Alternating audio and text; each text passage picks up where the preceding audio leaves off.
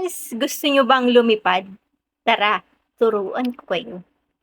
Ito lang yan guys. Ayan, gumawa ka ng video na walang tao. Tapos yung tao na aakmang lilipad. Pero hindi ka magja-jump ha.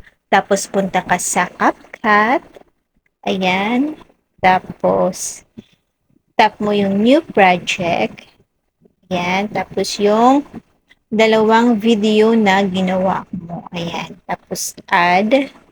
And then, ayan na guys. Ayan yung video na walang tao. Tapos, ayan, video na manglilipot. Tapos ito guys, ha, huwag niyong kalilimutang i-delete. I-delete yan para kasi may logo yan.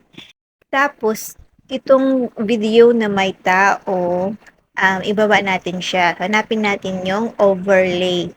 Ayan, tapos click mo yung overlay. Tapos, yan, i-drag mo yan dito sa unahan.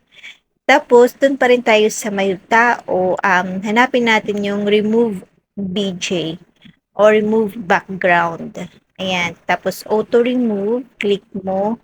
Tapos, hintayin lang natin guys na ma-remove or mag-green yung ano niya. Ayan, dito sa gilid. Ayan. Background remove. Tapos, click mo yung check. Tapos, dyan pa rin sa pangalawang video na may tao, lagay mo siya doon, yung white na line na yan, dyan sa part na akmang lilipad. Ayan, yung position na yan, ganyan guys. Tapos, click mo yung split. Split mo yan guys. Click mo yung split. Tapos, doon, click mo yung dyan, diamond na yan. Ayan. Para magkaroon ng keyframe. Keyframe ang tawag dyan. Tapos, ilagay mo siya sa gitna. Tapos, hawakan mo dito yung video na to, yung yan, dyan. Tapos, itaas mo yan siya, yan, hanggang doon sa taas. Ayan. Tapos, ganyan yung kinalabasan. Diba? Lilipad ka na yan, guys.